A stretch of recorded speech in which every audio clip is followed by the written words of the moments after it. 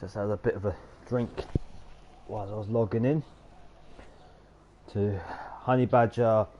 Why not 2? Even though that series doesn't really exist anymore. To do some more audio tours of Firewatch.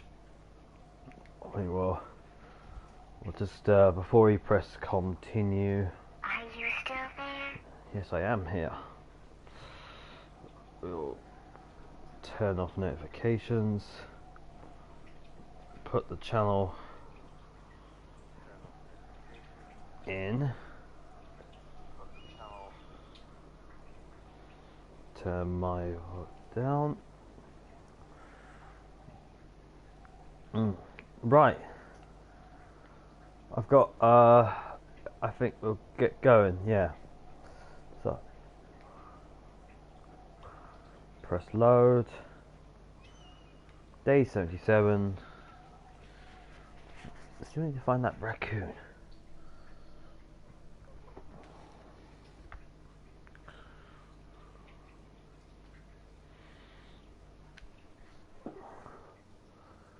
Oh, I just had like 4 cups of tea. I went to Oxford, and I brought myself a tea cup with Alice in Wonderland, because Lewis Carroll, the author, Charles Dodgen's real name, made Alice in Wonderland in Oxford. Did not know that. I know Alice in Wonderland was British, but... Sunshine, sorry. Went out for a little bit. What can I do you for? You can do me for a trip out of here. I don't care if it's on horseback or a helicopter or in a canoe. Just get me out of here. Henry, we have work left to do. Let's chat about what's bothering you and you'll feel better. Are you serious? Let's talk. Okay? Okay. By the way, I was wondering if your Flora of the Shoshone info poster was still up inside your tower? What? It's just protocol that those stay up. You know, info about your tower, the surrounding tree species, etc. All right. Just, you know, have a look at it. Make sure it's in ship shape. Okay, yeah, it's up. Why are you acting like this? Great. Just wonderful. Do you see the tree in the top row, second from the left? Sure. It's the, No. You don't need to tell me. Just, internalize it. It's a great tree. And there's an area called, that tree's name in your sector that maybe you should take a midday hike to. Maybe. Oh, yeah, okay. Maybe I should go for a hike. Nothing like an afternoon in the Rockies, I tell ya. Radio me the moment you get there. Hello, Chris. Hey, Jake. Good to see you on this I know. commentary. It's been a little while. So earlier, in a long time through Firewatch's development, the way that Day 76 used to end was with Delilah just basically freaking out. She and Henry got that call from Goodwin and just basically said, "Oh shit," and it ended on an ambiguous panic. It turned out that that actually put people in the situation you are in now at the start of Day 77, not knowing what to do. Like, we cut in with Henry at his desk sitting there, and everyone who played the game sort of thought, why is Henry just sitting at his desk when the last thing that happened was a huge freak out? And we rewrote it to be what you're seeing here, where Delilah actually says at the end of the day, sit where you are, don't do anything, wait for me to call. And then when it cuts and Henry's sitting in his chair, it makes sense. And I know that sounds completely obvious and maybe even dumb, that we did not initially have Delilah tell you to do what we then depict you doing. Well, I think one of the reasons is because this speaks to one of the biggest challenges, honestly, in designing the narrative for this game, which is a first-person game that also skips time. Mm-hmm. You know, in a movie, when a movie skips time, you can have the characters have done all sorts of things, and the viewer can catch up on that later, and there's tension in not knowing what happened in the missing time. You can't really have that stuff get filled in for the player character because you are that character. Yeah, even if there's cinematic cut time, your motivation as a player is a continuous line across the game, and obviously doesn't have a time skip unless you, the player, save, walk away, and come back. Yeah. Realizing that we had to write Delilah to bridge that moment it was a really good concrete example that stuck out to me of sort of how those how the story and your expectation as a player and your sort of motivation to keep going have to line up as well as they do. This scene was another big challenge because that whole chain of her getting you to Cottonwood Creek by way of this sort of ruse that she sets up. There were a lot of players we found who figured out what she was getting at before you actually went through all the little steps and immediately said, "Oh, Cottonwood Creek," and they left. And then Delilah was like, "Tell me when you see the thing on the poster." Yeah. Like, and then Yet another big challenge of how to sync up player intention and awareness with character intention and awareness. Really a big challenge in this game overall. Anyway, look at that poster. I replayed that just so I can get a little on the map. Get the little pencil line. So I picked it up. Otherwise, I'll be missing one. Even though we've heard that speech before in the previous video.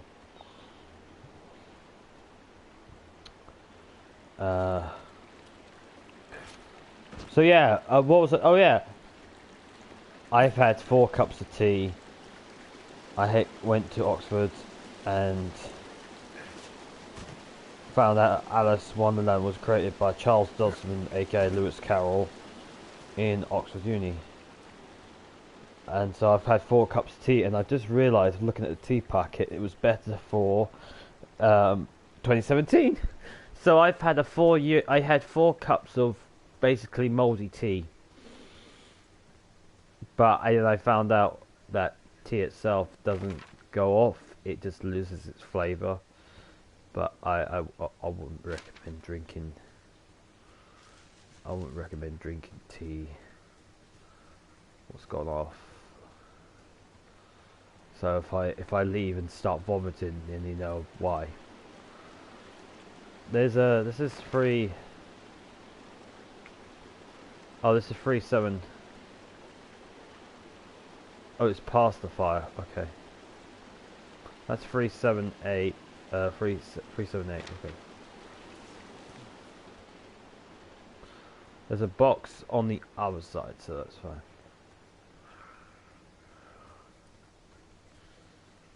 I don't drink tea. British person doesn't drink tea, shocker. But I just don't drink tea. But I brought a teacup and I thought, oh, I've got tea in my thing, and not realising that, you know.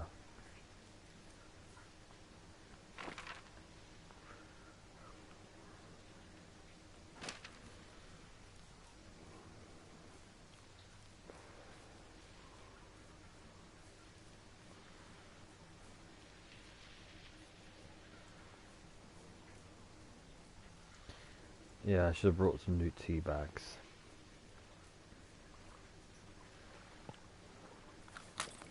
Hello, my name is Cable Sasser. I am the co-founder of a company called Panic here in sunny Portland, Oregon. With me is Stephen Frank. I'm the other co-founder of Panic. And what are we doing here by this snowmobile? Why are we by a snowmobile, Steve? You see, the Snowbro logo on the snowmobile is our one content contribution to the game of Firewatch. Jake asked me to design that logo, and I did, and I think we can safely say this game would not have shipped if it weren't for that logo. That's not true at all. I'm very sorry. Steve, what is Panic? Well, Panic is a company that makes Mac software that we started back in 1997 or so. And, of course, recently we've done iPad and iPhone software as well. Sure. And we were approached by Campo Santo to see if we wanted to fund a video game. So how exactly did we get involved in that? Good question.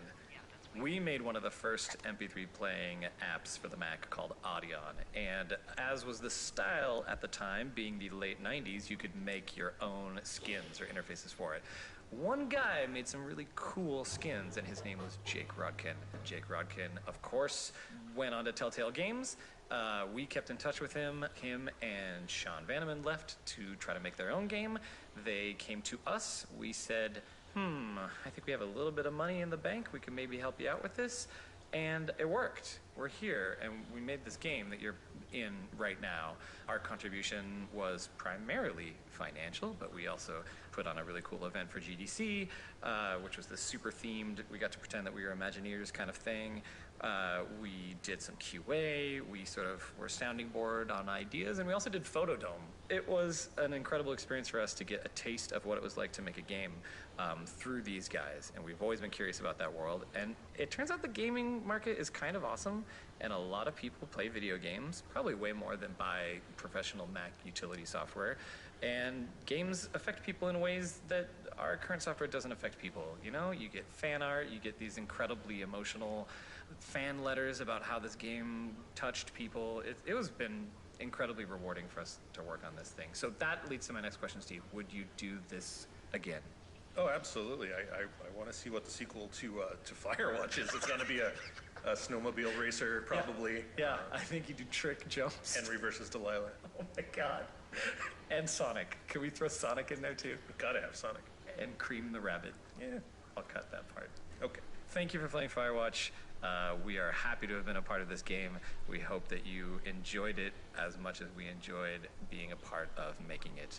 Thank you. Good night. I don't know when Firewatch came out. I think it's 2018. I don't think they ever did do a sequel. When did Firewatch Google it now.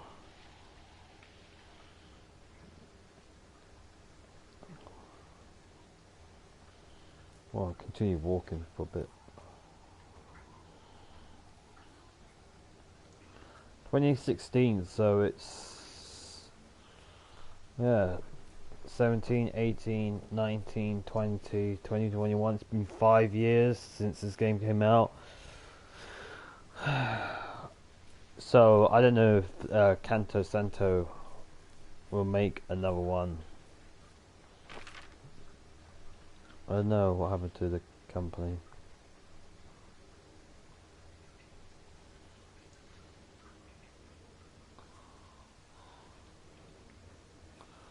Ah.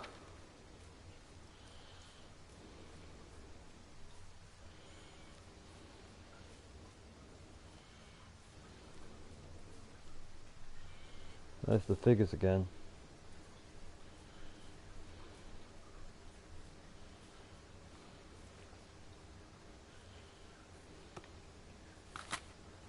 Sean here. Hey, Jake. Hey, Sean. The hike to Cottonwood Creek, The one you are ostensibly on right now. it is a thing that changed a couple of times in the game, and it was actually one of the bigger spatial changes that we made over the course of Firewatch. The place called Cottonwood Creek on the map is now in, like, due south of the middle of the map, but it actually used to be north of the lake. If you ever head over there, you'll notice there's a lot of cottonwood trees there. There's cottonwood trees in both places. It was originally where we ended up with it, though. It started where we are now. And then we had a crisis of conscience somewhere in the middle of the game and went, is actually walking around in Firewatch fun? Should we condense everything Is down? the core mechanic of the game fun? Oh no, hedge. You hit a point in development sometimes where you question these things, and we said, is this going to be too big of a deal? Do we want to put Cottonwood Creek right next to the research site? And we did it, and it was still pretty good, but I think as all the pieces laid out into the game, once the music started coming in, once a lot of the sort of incidental, ancillary conversations started coming in, we were able to sort of breathe a big sigh of relief and go, oh, it is, all the stuff, all of these parts seem to be working. And then we went, all those parts are working, and we made Cottonwood Creek like 3 inches away from the research site gate. Put it back. And it was a pretty quick change to put it back. Yeah, but it was very quick to put back, but I had a panic attack because I realized that having everything so condensed when Cottonwood Creek was over by the lake just totally hamstrung my ability to get in some of the dialogue that happens here. And I think this stuff's actually really important to the story and the character development of these two people. And I think with like 10 weeks left in development, maybe even less, it was a very short runway, I went to Jane and Jake and I was like, I think we have to move Cottonwood Creek back. And then beads of sweat appeared, and then they thought about it for a second and went, yeah, okay, I think it's not going to be that big of a deal. Because I had already been like, it's not going to be that big of a deal, we can just... Excuse me. And it was fine. it turns out that what it took was me literally picking up the cash box by the lake and the cash box by Cottonwood Creek and doing like the little magician like shell game swap, and then I changed the labels on the map. And it worked. And it worked. I don't know if you remember this when we're talking about all these character models.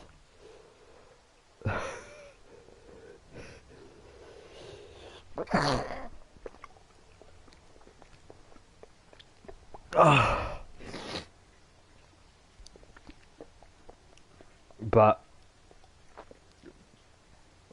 oh, excuse me. They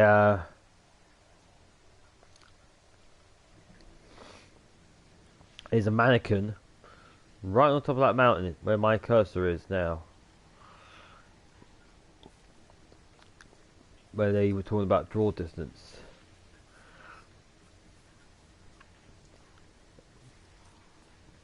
I would not notice it if unless they did say to point it out in the tapes. I think if I step closer you can kind of see it.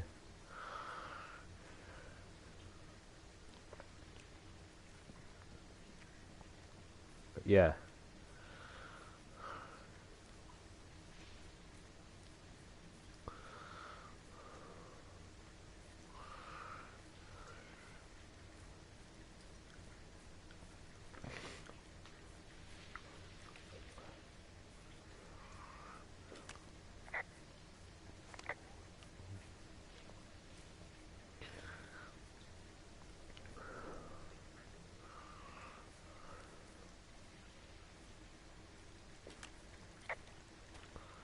I'm here at Cottonwood Creek. You see the cash box there? Must be around here somewhere. It is. Find it and open it. I changed the code. Hey, it's Sean. Hey, it's Chris. Here in this Cottonwood Creek area where you have to get the new walkie-talkie that Delilah has planted for you or had planted for you, it is possible to just never pick it up in the first place, go straight over to the research site. And that's in part because it's in a game like this where we aren't constraining your movement. There isn't really anything we can do to force the player to walk to a certain place and do a certain thing before going to a different place. We would have to put up some kind of infinite wall or something between you and the research site to stop you just going straight there. And we didn't really want to do that. We thought about it, and we really could not think of a good reason to do so. Which then meant that the entire research site scene had to be written, had to be bifurcated, and then written to support the new radio versus not having the new radio. And that was really hard. And then had to be like logically programmed to support both those things. And the way a lot of the branching sort of dialogue stuff works in a game like this, it's not like a choose your own adventure where you go to a different chapter. It's really, the game is looking line by line through the hundreds of lines that it takes for the characters to communicate their stuff while in the research site. It's going line by line and playing the truest one. Mm-hmm. So a lot of the lines are shared across has new radio versus doesn't have new radio state. It's jumping in between ideas that both hit upon and changing Delilah's response most of the time. And playing through that and finding those spots and writing with that level of detail and branching is really hard. And we would probably find a new way to do it in the future. Maybe, yeah. You know, it's hard to say. We tried hard to think of a way around it, and we really couldn't. And it affected everything. It affected writing. Here's a weird one. It affected music, because if you go all the way to the research site without getting the new radio, typically when you have the new radio and you go into the research site, there's this music that kicks in. What if you go to the research site without getting the new radio, not because you were intending to skip that part of the game, but because you just wanted to go check it out, to doing the video game exhaustive thing of like, I'm going to check every place before I do the thing, but I'm going to go back and get the radio and then do it. How do we read your intent? How do we as the designers know I'm intending to skip that part of the game, I'm not intending? Do I start the music cue? Do I not? There were a lot of different areas where we had to just take our best guess basically about, well, if this and this and this, but not that, like, we think this is what the player means to do, and we're going to support that. And that was just something that we constantly had to live with throughout development. Ah, that's interesting. that you don't have to pick up the radio. I'm going to try that out. It means I will have to walk back if it doesn't work.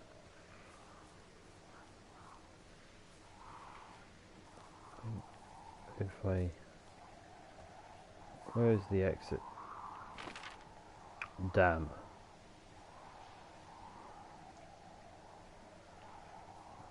Well, there's Pork Pond.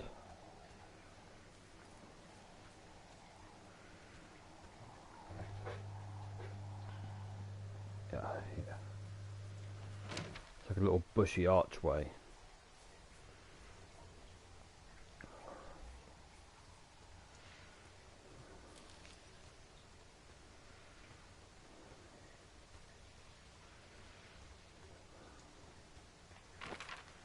I have to head towards the lake. Okay.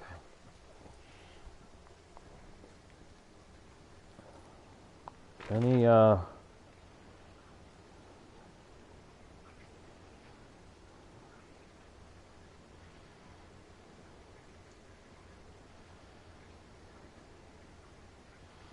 more, okay.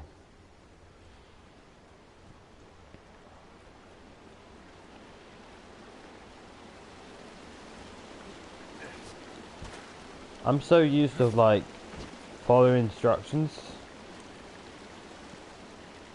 in the video games that not doing the norm is not my thing. Mind you, like I've only like take the Stanley Parable game. I did a while back. In that game, there's like 2 doors. You can either, you know, listen to the voiceover guy or you don't. And I only did the don't route because I watched the whole game without playing it first. Games these days I tend not to watch because if there's an off chance that I will play them, then it's pre-spoiled. I like not knowing what it is, but then so I'm just taking a swig of the drink. I've got myself a milkshake. 4 cups of tea and a milkshake. I'm marking for trouble. Yeah, if I... what am I talking about? Mine's just drawn a blank. Oh yeah. If I... can either head this way. Oh, my mind really did hit a blank. If oh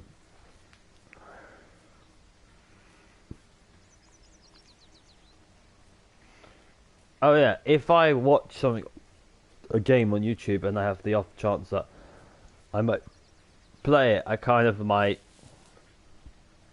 It might spoil the experience.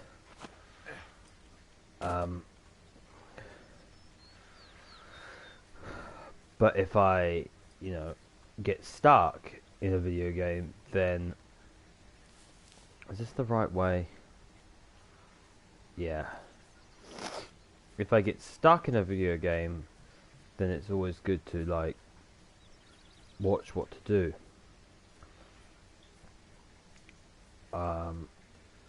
So yeah.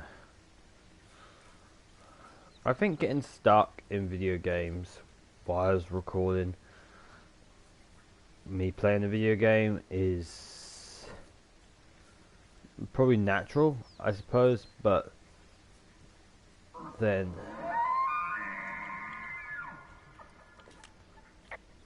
I just heard something. What is it? I don't know. It was goddamn terrifying, though. Well, it could be an elk, or it could be someone trying to get you to radio about a loud noise so they know where you are. Fuck. about you don't do that again?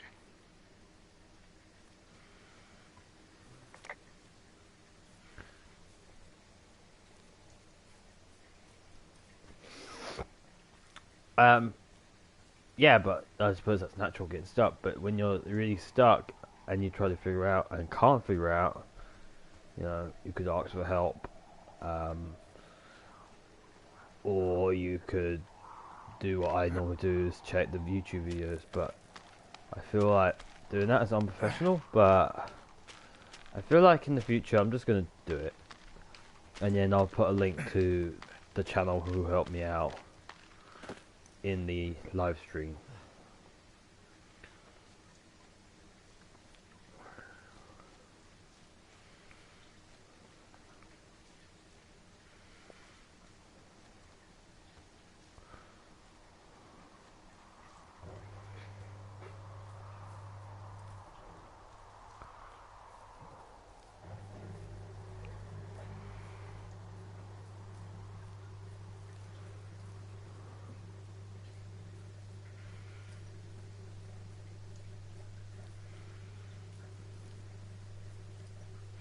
I can't believe that all the days he's been here, he's never heard Elks.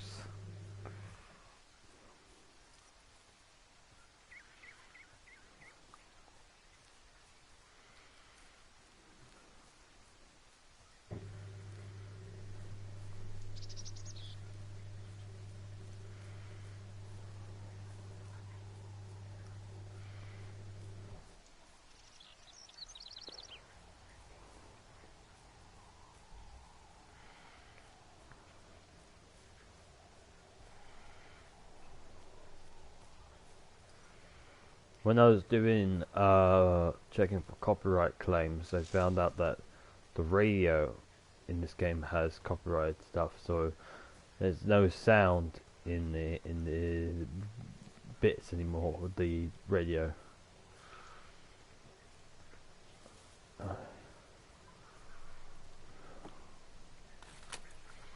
Hey, it's Jake again. And Chris. And Sean. Hey, everyone. We had a design Hey, for guys. this tape, but I don't remember what it was. Well, then you're Anybody? completely in the spirit of our stupid design process. Ah, yes, that's what this tape is about, the design process for Firewatch. It's really bad to admit this, like, on a recording that we're But you releasing. purchased this But game, you already, so and you're if inside. And if you played this, you already completed it, so you know that we nonetheless finished a game. One of the big things that we constantly ran into on the design side on this game was, okay, how do we reconcile this like linear story that needs to be told with something that allows some degree of player exploration and choice and like a big world that we tried hard to not just like hard gate absolutely everywhere. But that meant we had to come up with a lot of just weird creative solutions to why you had to go to a certain place or why you couldn't go to this place. And frequently we would forget what those We'd clever forget solutions were. why it happened. For instance, the commentary Firewatch Audio Tour document says that this node should lie on day 15, and I'm sure that we had a really hilarious and apropos reason for why this remark should happen on day 15. Oh, we had a very, very great, very strong design idea for day 15 that tied a bunch of stuff together that didn't get written down coming out of a meeting and was lost to the... Oh, and we all laughed about it when we recesses of when our we sat down brain. to record this commentary node, and it's perfect that this is on day 15. So I'm sure you as a player, this is like the most perfectly timed conversation or moment in the commentary to hear about this, but we don't know why that is. But because like content games like Firewatch are designed around ideas and sort of loose concepts oftentimes, as opposed to systems with hard rules, it's easy to forget the decisions you made, and then when you do, you agonize over the perfect solution you kind of remember having for days until you finally just let it go and move on and come up with something else. You have to yeah. you have to trust that if you blow it up and come up with something else, it will probably be functionally about as good as the reason that you forgot. I mean, I think there are probably parts in this game that we redesigned 3 times, and I think what ended up happening was we sort of internalized all of the requirements of each of those particular things so often that it gave us a better understanding of the whole game, which is maybe just a horrible justification for We got very us good at being anatomy bad. by reopening up our patient over and over and Right. over again Right. and looking at That's his exactly insides. correct, yeah. Yep. Yes. So enjoy the result of our stupid labor. Man, I bet people won't even be on day 15 when they hear this in the final commentary.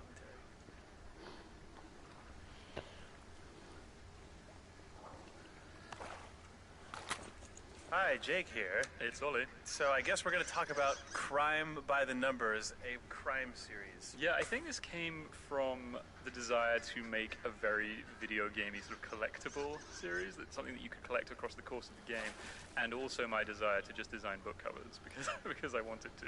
Yeah, I think that you did that first. You did a first batch of book covers, and it was Steven's Room and the Jay Allard self-help Birds book, of Wyoming, Birds of Wyoming, and it had Death Strikes at 2, and we all decided as a group in a stupid, loud meeting that took up the whole office that it would be hilarious if this was in fact one of like the Sue Crafton Alphabet Murders or the Dick Francis yeah, horse racing every single series. one is about a jockey who is killed. Well, we thought that our idea for a series was somewhat like ridiculous, but then realized that Dick Francis had written over 40 crime stories about horse racing. So and it seems like just between office conversations and long walks home from the office, we've came up with all 10 of these, and then you drew them. Yes, that's exactly how the it end. happened. But people seem to like them. We've seen people trying to collect all of them across the course of the game. You get no achievement for collecting all of them. Sadly. Yeah, because we're jerks. Just notice if you look at this book cover, there is what first appears as a skull, but you can see in its mouth it's making the outline of the United States of America. What was interesting. Anyway, going this way.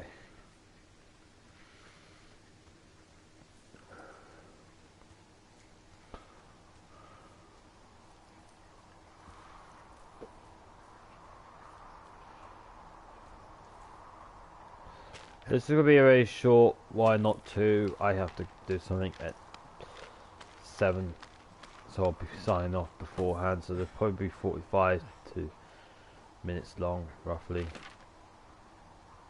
today. There's one more at the gate, okay.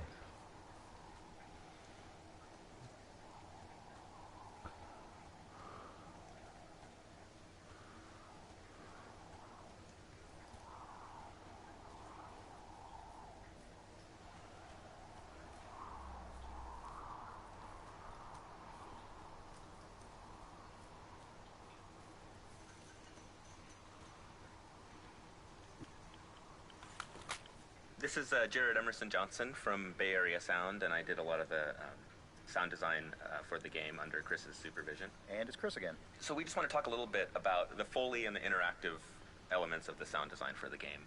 For the most part, I would say like 95% of the time we're recording all of that originally for the game, rather than relying on library sounds and stuff, which often is the case.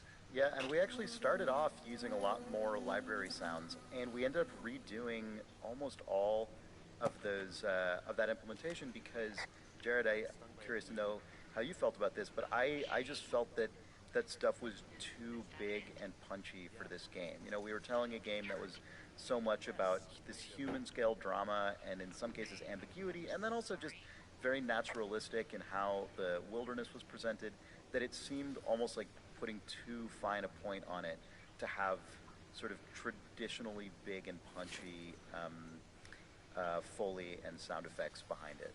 Right, yeah, we'd call gamey sound design, which is usually a little bit larger than life and big, and sometimes that's important because the player needs the feedback of when you get punched out by Goodwin, there's a couple moments of like that big outrageous sound design when it's really called for. For this, we went really subtle on a lot of it. You still get the feedback, you still get that feeling like you're actually in the space and interacting with it, but it's a little more subtle, a little more tailored. And honestly, like when you have an opportunity to record live Foley, it always ends up being better than a library sound. Even in the big gamey games. Oh sure. And so for all that, we just went out and either went out to a fence and recorded a fence, or I got out my backpack and just spent several hours just getting all every kind of little rustle and clank I of think the you gave me carabiner. like hundreds of different. Yeah. Well, and you know, sounds for this. of course you're not going to use all of them, but you know, you need to be able to find exactly I the right. through every single one and found the ones that matched the animation like as closely as I possibly could. It was What really mattered to me as I was playing the game and we were talking back and forth was really making, you know, when you are interacting with something in the game, when you're moving a fence or opening a door, entering a new space, that it really feel like you're there, because so much of the game is just walking around and talking. So when you actually get a chance to pick something up or interact with it, I wanted it to feel kind of special. As development of the game went on and it became clear that sound effects and ambience were going to have to do so much of the heavy lifting, it was incredibly intimidating for me as a first-time audio director, but I'm ultimately actually really grateful for that because it was just so intrinsic to the game and had such a big impact on the overall experience. Yeah, and honestly, with every new game, there's a certain amount of kind of reinventing that needs to happen because you have to, you know, you just have to keep playing the game, put the sounds in. Okay, these ones work, these ones don't work. Play the game again. You know, we probably did that, I don't know, like 20, 30 times over the course of the production. Just, okay, this is working. Oh, no, this has changed, so now we need a new thing. And that's how you make a thing that feels good in the end. So. There you go. Delay got mad because I didn't take the radio. Hey, Jake. Hey, Chris. So over the course of Firewatch's development, we, I think, swung back and forth pretty wildly in terms of how much we wanted to play up the conspiracy part of the story and how explicit we wanted to make Goodwin's involvement and how much we wanted the player to buy into it versus how much we wanted the player to think this was sort of all in Henry's head or played up between Henry and Delilah.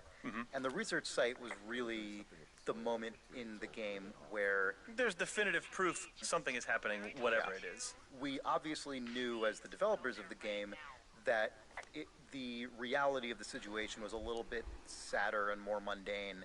I think we kind of wanted there to be this big moment that suggests, oh, maybe this is something really huge. Yeah, I think we got carried away a little bit. Yeah, I think we arguably / probably did. And thinking back to it now, the reason that the typed reports came into the story at all, as you said about the pendulum going back and forth, I think we didn't like the story being 100% ambiguous. I don't know if we knew that we could support a world where Henry and the player and Delilah 100% construct a reality that doesn't have a single shred of proof. And we're like, okay, well, we got excited about maybe it's the 70s conspiracy moments of like, you know, you're in a room full of warring machines. I think we on the team kind of hyped ourselves up in the same way Henry and Delilah do. I mean, I remember when I first had the first draft of the music that you're hearing right now.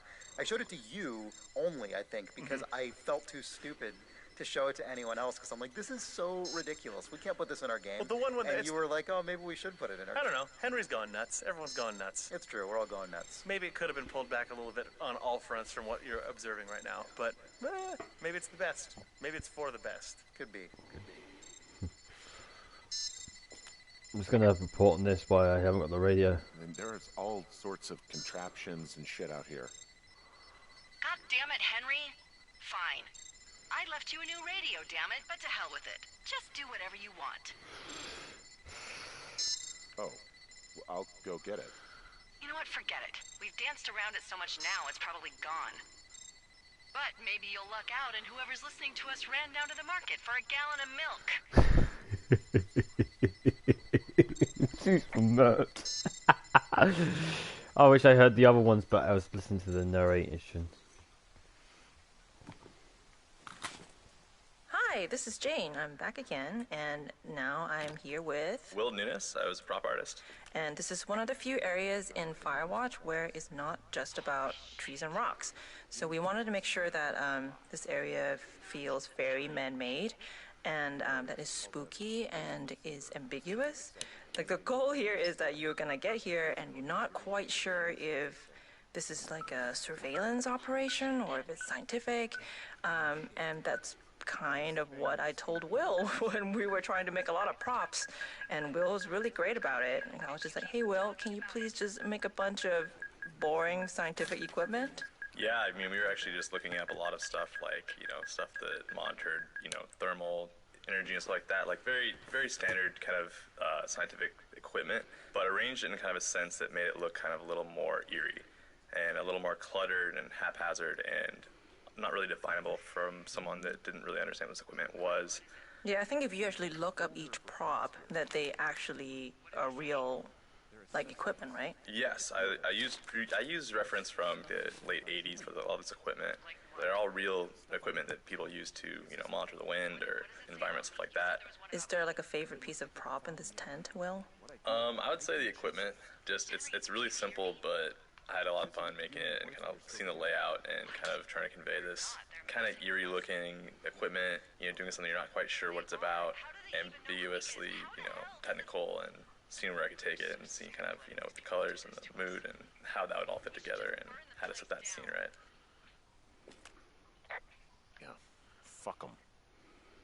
They'll dump an ocean of water on it, and these assholes will spend the rest of the summer picking up the pieces.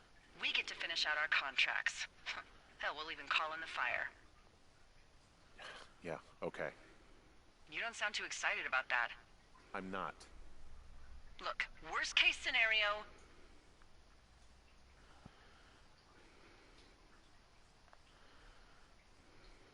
Worst case scenario, the fire rages out of control and kills a bunch of people.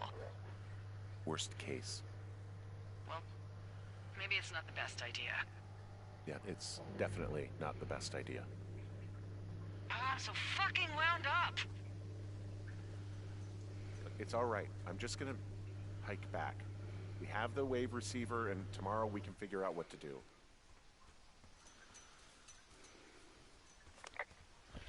Can't go anywhere else. Oh.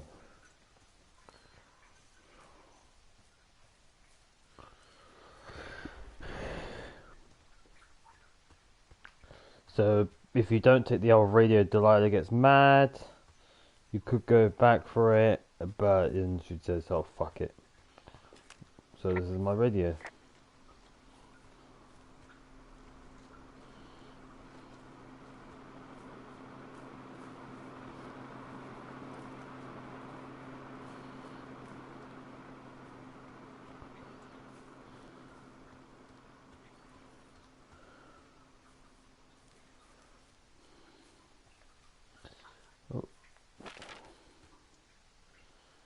So instead of a compass, I got this.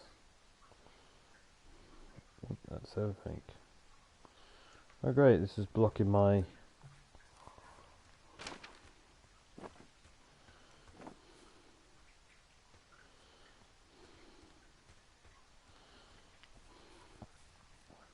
thing.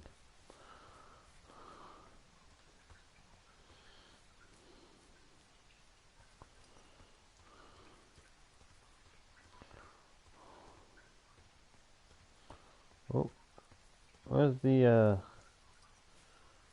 here.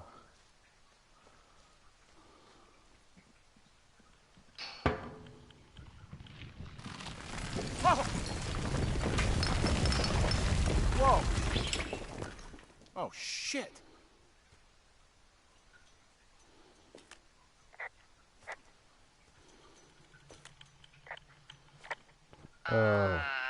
Henry? I think there is smoke coming from north of Jonesy Lake. That is suspiciously close to where you just were. Do you see it? Jesus, okay, yeah, I see it. What the hell happened to you? It's definitely not the best idea. It wasn't me. What do we do?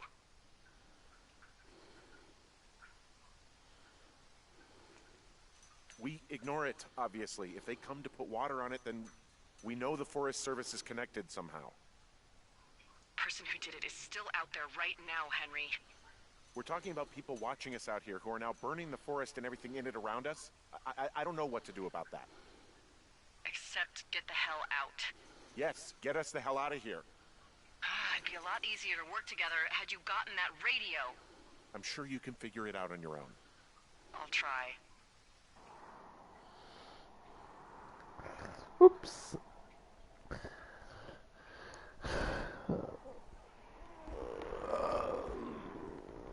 Not knowing the alternative stuff is kind of the fun. that's why some people play things again. Like the standard Powerball game, you meant to, once you've done it once, you meant to like go back and try other things, or you could just turn the game off and think that's the end. That's the shortest game ever. But I think like the standard Powerball and like All in Total or like games like that are all designed to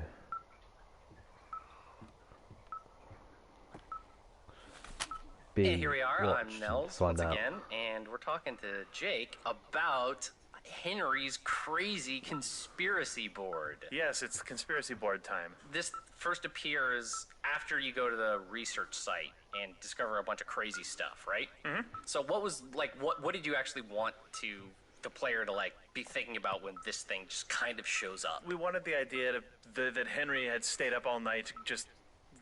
When you get to the research site and you start feeling like maybe this conspiracy exists, when you think maybe there is a conspiracy, we wanted to take all of the pickups that you'd sort of been idly grabbing throughout the game, all the sort of documents and notes, and then putting them up on the board, like as if Henry stayed up all night trying to find connections between things. There are very few, but we wanted to sort of represent to the player all the stuff that you have been doing, and now that you know that there is, in fact, someone out there listening to you and watching you, do you want to reassess all the things you've been picking up in a new light? Also, it just gives a nice aesthetic change to the tower, right? It just fills the room up with a bunch of garbage and makes Henry look like maybe he's going a little nuts. Early in the game, we kind of had this, like way when we were like barely past prototyping, we kind of had this notion that you'd find stuff out in the world and you could basically pick up and keep like almost anything. Mm-hmm. And then all the stuff you found would have this like home in your tower. And we kind of like, for a variety of reasons, kind of carved back on that idea a little bit, but it ended up instead kind of becoming this, right? Yeah, because the only thing you can really reliably keep in Firewatch in the shipping version and that has a UI associated with it is notes and documentation. Like those go into the notes screen, you can read them there, and then it seemed like having all of that stuff sort of barf back out of the inventory into the world all at once when your perspective on the story changes was a cool way to handle that. It was also a way to remind people of all of the things that were out in the world that they had found, like to remind them of missing people flyers, to remind them that they'd found a little bit of stuff from the Goodwins, to remind them about Ron and Dave and about the research site. Like you could always, at the start of days, at the end of the game, go and refer to all of the written sort of evidence that the story had left behind so far. Yeah, not only does a whole bunch of stuff that you optionally pick up show up here, but even after the board shows up the first time, still things that you find on the night of day 77 and day 78 also get added in here. So it even continues to get bigger as the days move on, even after it first shows up, right? Yep. And then he goes home and is sad. I'm going to grab this and I think we're going to sign out. Hey, Sean. Hey, Chris. So I love this little bit of writing and acting here where Delilah is drunk. I It's too adorable. love it now. I love it now. Yeah, there was a big rewrite at one point. This scene was originally, Delilah was just sort of in like hunker down mode. Don't go outside. We're gonna let all this blow over, and that's exactly what we don't want you to do. And you have a good relationship with her. At least you have some warmth to her, perhaps. And it just didn't really work as written and as recorded. So just sort of had the idea, got to the point where it's like, well, I want to change that. And the first idea was, and she's drunk. And I'd always thought that Delilah probably overindulged. I don't think she's an alcoholic or anything. Sure. But neither is Henry. But they both drink and have, probably had drunken nights that they really, really regret. Being able to bring that into the game just felt completely correct.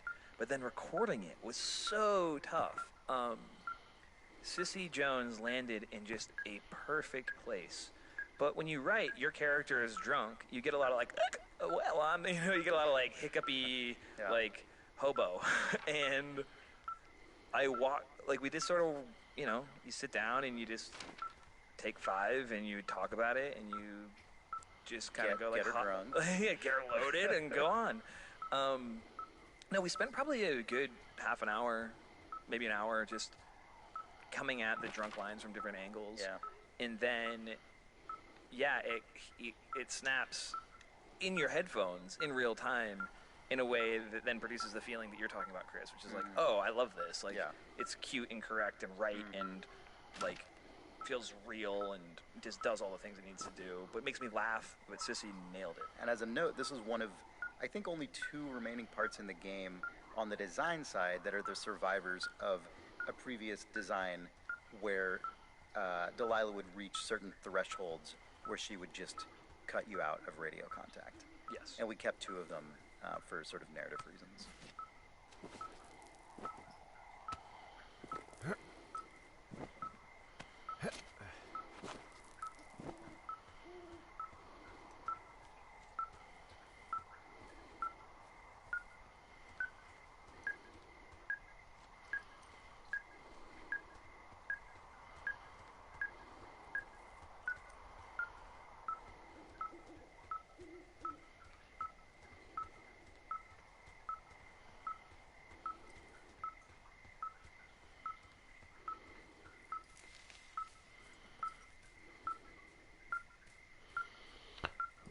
I think I want to end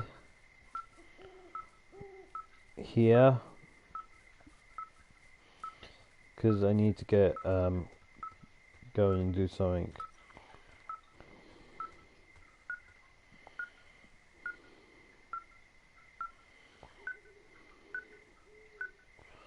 I think I need to go down that path.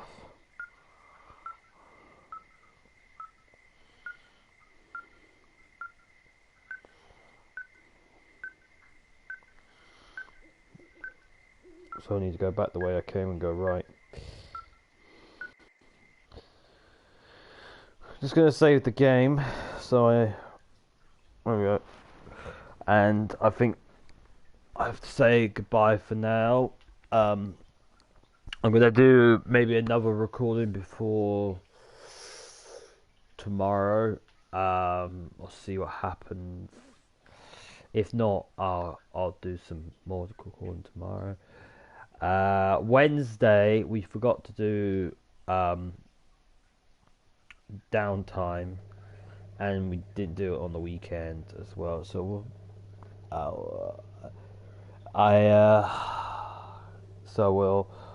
obviously I'll have to make sure I do Minecraft. So or do some like extra stuff. We'll see what happens.